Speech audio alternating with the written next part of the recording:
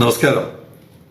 2028 അനന്തപുരിയിൽ ഒരു മഹാത്ഭുതം സംഭവിക്കാൻ പോകുന്നു. ഇന്നത്തെ സെയിലിംഗ് കമന്ററി ആരംഭിക്കുന്നു.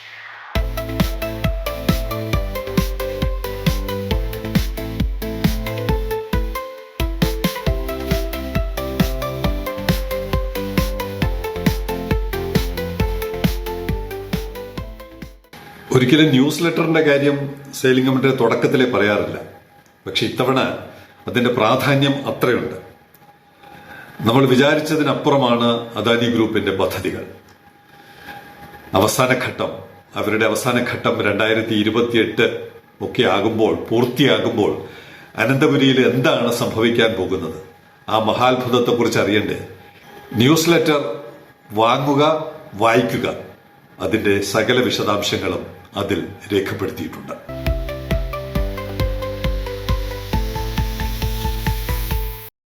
സെയിലിംഗ് കമന്ററി എല്ലാ ദിവസവും പരിശോധിക്കുന്ന അല്ലെങ്കിൽ ഒരു താരതമ്യത്തിന് വിധേയമാക്കുന്ന ഒരു പോർട്ട്, ഒരു ടെർമിനൽ കൊളംബോയിലെ വെസ്റ്റ് ഇന്റർനാഷണൽ ടെർമിനലാണ്. ഇന്ത്യയിലെ ഒരു പോർട്ടുമായിട്ട് നമ്മൾ താരതമ്യത്തിനില്ല എന്ന് പറഞ്ഞു കഴിഞ്ഞു. ആകെ താരതമ്യം ചെയ്യാൻ നമുക്ക് ചൈനയുമായിട്ടൊന്നും താരതമ്യം ചെയ്യാൻ വളർന്നിട്ടില്ല. സിംഗപ്പൂർ, ചൈന, ദുബായ് അവരുമായിട്ടൊന്നും താരതമ്യം ചെയ്യാൻ വളർന്നിട്ടില്ല. എന്നാൽ കൊളംബോയിലെ വെസ്റ്റ് ഇന്റർനാഷണൽ ടെർമിനൽ എന്ന് പറയുന്നത് നമ്മുടെ അതേ നിലവാരത്തിലുള്ളതാണ്. ഓപ്പറേറ്റ് ചെയ്യുന്ന അദാനി ഗ്രൂപ്പാണ്. ഒരു വ്യത്യാസമുള്ളത്, അവിടെ എല്ലാ കപ്പലുകളും വരുന്നു. നമ്മുടെ ഇവിടെ MSC മാത്രം വരുമ്പോൾ അവിടെ എല്ലാ കപ്പലുകളും വരുന്നു.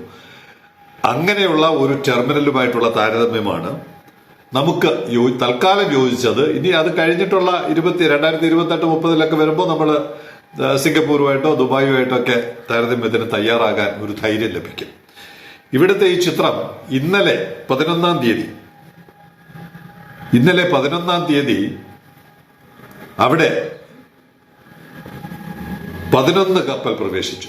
ഇന്നലെ 11 തീയതി കൊളംബോ വെസ്റ്റ് ഇന്റർനാഷണൽ ടെർമിനൽ 11 കപ്പലുകൾ മാത്രമാണ് ഈ 11 ദിവസത്തിനിടയിൽ പ്രവേശിക്കപ്പെട്ടതെങ്കിൽ നമ്മുടെ അവിടെ ഇത് 22 കപ്പലുകൾ.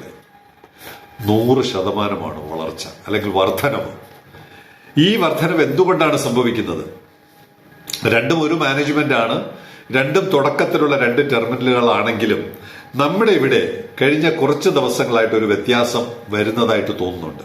അതിന്റെ ഒരു കാരണം ഷോർ ടെൻഷൻ എന്ന് പറയുന്ന പുതിയ ടെക്നോളജി ഏകദേശം 2-3 ആഴ്ചയായിട്ട് പ്രവർത്തിക്കുന്നുണ്ട്. ഇന്നലെ 3 കപ്പലുകൾ ഒരേ സമയത്തുണ്ടായിരുന്നു. എല്ലാം ഫീഡറാണ്. ദന്ത്യ എഫ്, കനു എഫ്, ഐറ സെക്കൻഡ്. ദന്ത്യ എഫ് ഏകദേശം 25 മണിക്കൂർ 30 മിനിറ്റ് കൊണ്ട് വന്ന് തിരിച്ചുപോയി. കാനു എഫ് 15.53 മണിക്കൂർ കൊണ്ട് വന്ന് തിരിച്ചുപോയി. അപ്പോ ഒരു പോർട്ടിൽ എഫിഷ്യൻസി കൂടുന്ന ഒരു ലക്ഷണമാണ്. എന്താണ് ഈ ഷോർ ടെൻഷൻ? ഷോർ ടെൻഷൻ എന്ന് പറയുന്നത് കപ്പലിനെ നിശ്ചലമാക്കി നിർത്തുന്നു. സാധാരണ ഈ മൂറിംഗ് റോപ്പ് വെച്ച് വലിച്ചു കെട്ടുമ്പോഴും കടലിലുണ്ടാകുന്ന ഉലച്ചിലിന്റെ അടിസ്ഥാനത്തിൽ ഈ കപ്പലിൽ ഒരു അനക്കം സംഭവിക്കാം. അങ്ങനെയാണെങ്കിൽ കൃത്യമായിട്ടും ക്രെയിനുകൾക്ക് വന്ന് കണ്ടെയ്നർ പൊക്കിയെടുക്കുവാനോ തിരിച്ച് കപ്പലിൽ കൊണ്ട് പൊസിഷൻ ചെയ്യാനോ റെസ്റ്റോർ ചെയ്യാനോ ഒക്കെ അല്പം ബുദ്ധിമുട്ടും ഈ പറയുന്ന ശാന്തമായ മാസങ്ങളിൽ പോലും ആ ബുദ്ധിമുട്ടുണ്ടാകാം. അതിന് ഒരു വിരാമം ഇട്ടുകൊണ്ട് ഈ ഷോർ ടെൻഷൻ കപ്പലിനെ ഇങ്ങനെ പിടിച്ചു നിർത്തിയിരിക്കുകയാണ്. ഒരനക്കവുമില്ല. അതുകൊണ്ടുള്ള അഡ്വാൻറ്റേജ് ഈ അപകടങ്ങൾ കുറയും. എന്റെ ഒരു ചിത്രമുണ്ട് അപകടം സംഭവിക്കുന്നതിന്റെ. അത് കാണിക്കാൻ പറ്റുമോ എന്നറിയില്ല. എന്റെ സ്ക്രീൻഷോട്ടെങ്കിലും കാണിക്കാം. ഇതിന്റെ ടെൻഷൻ കാരണം, ഈ മൂറിംഗ് റോപ്പിന്റെ ടെൻഷൻ കാരണം റോപ്പ് പൊട്ടിപ്പോകാം, കപ്പലിലിരിക്കുന്ന സാധനങ്ങൾ തെറിച്ച് കരയിൽ വീഴാം, വെള്ളത്തിൽ വീഴാം. അങ്ങനെയൊക്കെ ലോകം മുഴുവൻ സംഭവിക്കുന്നുണ്ട്. ഒരു ക്യാപ്റ്റനാണ് എനിക്ക് ഈ ചിത്രം അയച്ചു തന്നത്. എന്തായാലും റോപ്പ് പൊട്ടിയുള്ള കപ്പലിന്റെ അപകടങ്ങളോ കരയിൽ നിൽക്കുന്നവരുടെ അപകടങ്ങളോ ഇനി നമ്മുടെ പോർട്ടിൽ ഉണ്ടാവില്ല. ഷോർ ടെൻഷൻ അതിനൊരു പരിഹാരമായി. നമ്മൾ അത്തരത്തിൽ ചെറിയ ഒരു പരിഹാരത്തിലോട്ട് കടക്കുമ്പോൾ ചൈന, ലോകത്തിലിപ്പോ എല്ലാ പരീക്ഷണങ്ങളും ആദ്യം നടത്തുന്ന ചൈനയാണ്. ചൈന ഈ രംഗത്ത് ഒരു ഗംഭീര മുന്നേറ്റം നടത്തിയിരിക്കുകയാണ്. നമ്മൾ സാധാരണ കണ്ടിട്ടുണ്ടല്ലോ, ഈ കപ്പലിനെ ബർത്ത് ചെയ്യാൻ കൊണ്ടുവരുന്നത് ടങ്കുകളാണ്. ടങ്കുകൾ കൊണ്ടുവന്ന് പതുക്കെ പുഷ് ചെയ്ത് ബർത്തിലോട്ട് അടുപ്പിക്കുന്നതാണ് നമ്മൾ കണ്ടിട്ടുള്ളത്. ചൈന അവിടെ ആ ടെക്നോളജി മാറി സക്ഷൻ, ഇങ്ങനെ വലിച്ചെടുക്കുന്ന ടെക്നോളജി നടപ്പിലാക്കി കഴിഞ്ഞു. China successfully tested and launched it's first vacuum-based automated mooring system in Qingdao Port on January 1st, 2026. 10-12 ദിവസങ്ങൾക്ക് മുമ്പ് അവർ പ്രവർത്തനം തുടങ്ങി. കപ്പലിനെ ഇങ്ങനെ സക്ക് ചെയ്തെടുക്കുകയാണ്. ഈ ഹാർബർ ബേസിനകത്ത് വന്നു കഴിഞ്ഞാൽ പിന്നെ അതിനെ കറക്റ്റായിട്ട് ബർത്തിൽ ഏത് ക്രെയിനുകളുടെ സമീപമാണ് എത്തിക്കേണ്ടതെന്നുള്ളത് മനസ്സിലാക്കി ഇതെല്ലാം കമ്പ്യൂട്ടറാണ്, ആളുകളൊന്നും ചെയ്യുന്നില്ല, എല്ലാം സെറ്റ് ചെയ്ത് കൊടുത്താൽ ബാക്കിയൊക്കെ യന്ത്രങ്ങൾ ചെയ്യും. അത്തരത്തിലുള്ള ഒരു ടെക്നോളജി അവര് നടപ്പിലാക്കി കഴിഞ്ഞു. Allowing large container ships to dock in under 30 seconds without manual ropes. വെറും 30 സെക്കൻഡുകൾ കൊണ്ട് ഈ കപ്പലുകളെ ബർത്തിലോട്ട് വലിച്ചടിപ്പിക്കുന്ന ടെക്നോളജി ലോകത്തിൽ ആദ്യമായിട്ട് അവർ സാധിച്ചു കഴിഞ്ഞു. Significantly boosting safety and efficiency by removing personnel from danger zones and reducing berthing time. അപകടം കണ്ടിട്ടുണ്ട്, നമ്മൾ ഞെട്ടിപ്പോവും. ഈ റോപ്പൊക്കെ പൊട്ടിക്കഴിഞ്ഞാലുള്ള അപകടം, അത്തരത്തിലുള്ള അപകടങ്ങൾ കുറയ്ക്കുന്നു. പേഴ്സണൽ ഫ്രം ഡേഞ്ചർ സോൺസ്, ആളുകളെ നമുക്ക് മാറ്റാം. നമ്മുടെ ഇവിടെയൊക്കെ മൂറിംഗ് ടീമാണ്, നമ്മുടെ മനോജിന്റെ നേതൃത്വത്തിലുള്ള വാട്ടർ ലൈൻ ഷിപ്പിംഗ് ആണ് ആ പ്രവർത്തനം, ആ കോൺട്രാക്ട് എടുത്തിരിക്കുന്നത്. അവരുടെ ആ പ്രവർത്തനങ്ങൾ ഇനി അതിന്റെ ആവശ്യമില്ല, സക്ഷനാണ്. Personnel from danger zones and reducing berthing time. 30 minute കൊണ്ട് നടന്നിരുന്ന പ്രവർത്തനങ്ങൾ ഇപ്പോൾ 30 സെക്കൻഡ് കൊണ്ടാണ് ചൈനയിൽ ക്യുങ്ഡോ പോർട്ടിൽ അവര് നടപ്പിലാക്കിയത്.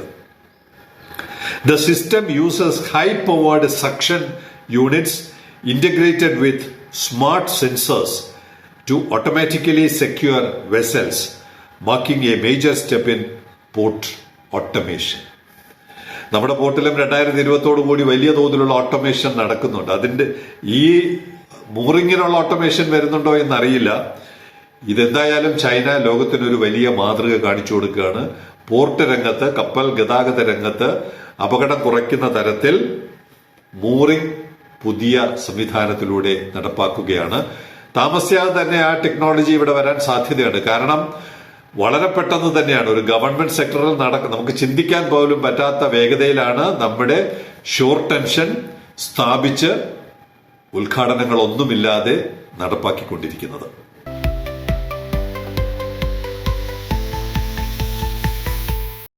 ട്രിവാൻഡ്രം ട്രാക്കത്തോൺ കുറച്ചു ദിവസമായിട്ട് മാറ്റിവെച്ചിരിക്കുകയായിരുന്നു. നമ്മുടെ ബാംഗ്ലൂരിലെ വിപിൻ അയച്ച ഒരു കണ്ടെയ്നറിൽ ഒരു കഥയുണ്ട്. കണ്ടെയ്നർ വൈകി വരുന്നൊന്നുമല്ല, എന്തായാലും ഇത് വൈകി തന്നെയാണ് വരുന്നത്. ജർമ്മനിയിലെ കൊളോണിൽ നിന്ന് പുറപ്പെട്ട ഒരു കണ്ടെയ്നർ റോട്ടർഡാം, എണ്ണൂർ, ബാംഗ്ലൂർ. ഈ ടുക്ക് അറൌണ്ട് 45 days. 45 days താരതമ്യേന കുറവാണ്. എനിക്ക് തോന്നിയ പ്രത്യേകത അതല്ല, 45 ദിവസം എടുക്കുന്നു എന്നുള്ളതല്ല. കൊളോൺ ജർമ്മനിയിലെ പ്രധാനപ്പെട്ട ഒരു നഗരമാണ്. പണ്ട് ഒളിമ്പിക്സ് ഒക്കെ നടന്നിട്ടുള്ള ഒരു നഗരമാണ് കൊളോൺ. കൊളോൺ അവർക്ക് പല പോർട്ടുകളുണ്ട്. ജർമ്മനിക്ക് പല പ്രശസ്തമായ പോർട്ടുകളുണ്ട്, ലൈക്ക് ഹാംബർഗ്, ബ്രമർഹെവൻ, വിൽഹെൽംഷെവൻ തുടങ്ങി വലിയ പോർട്ടുകളുണ്ട്. എന്നാൽ പോലും അവർ കൊളോണിൽ നിന്ന് അവരുടെ കണ്ടെയ്നർ റോഡ് മാർഗം എത്തിച്ചിരിക്കുന്നത് റോട്ടർഡാമിലോട്ടാണ്. ഈ രണ്ട് ദൂരം നമ്മൾ നോക്കുക. കൊളോണിൽ നിന്ന് ഹാംബർഗിലോട്ട് പോകാൻ 188 നോട്ടിക്കൽ മൈലുണ്ട്. അതേസമയത്ത് കൊളോണിൽ നിന്ന് റോട്ടർഡാമിൽ വരാൻ 140 നോട്ടിക്കൽ മൈൽ. ഈ ഒരു രാജ്യം അവരുടെ പോർട്ടിലോട്ട് കണ്ടെയ്നർ അയക്കാതെ അടുത്ത രാജ്യത്തെ പോർട്ടിലോട്ട് കണ്ടെയ്നർ അയക്കുന്നു. എന്താണ് കാരണം? എത്രയും നേരത്തെ കാർഗോ ഡെസ്റ്റിനേഷനിൽ എത്തിക്കണം. അപ്പൊ അവിടെ രാജ്യസ്നേഹത്തിനേക്കാൾ വലുത് എഫിഷ്യൻസിയാണ്. നമ്മുടെ ഇവിടെ ഇപ്പോ പറഞ്ഞല്ലോ, ഇത് ബാംഗ്ലൂരിലും എണ്ണൂറിലും ഒക്കെയാണ് പോകുന്നത്. 45 ദിവസം എടുക്കുന്നു. TRVയുടെ പ്രവർത്തനം തുടങ്ങി, താമസിയാതെ ഗേറ്റ് തുറക്കുമെന്ന് കരുതുമ്പോൾ ഇതിനനുസരിച്ച് നമ്മുടെ വ്യവസായികൾ അല്ലെങ്കിൽ ഭരണകൂടങ്ങൾ, ദേശീയ ഭരണകൂടമായാലും സംസ്ഥാനത്തെ, കേരളമല്ല ഞാൻ പറയുന്നത്, കർണാടക, തമിഴ്നാട്, ആന്ധ്ര തുടങ്ങിയ സംസ്ഥാനങ്ങൾ, അവർ ഈ തരത്തിൽ എഫിഷ്യൻസി ഉപയോഗപ്പെടുത്താൻ തയ്യാറാകുന്നുണ്ടോ എന്നുള്ളതിന് ഈ കൊളോണിലെ കഥ അവർക്കൊരു പ്രചോദനമാകണം എന്ന് കരുതിയാണ് വിപിന്റെ ഈ ട്രാക്കത്തോൺ ഇന്ന് അവതരിപ്പിക്കുന്നത്.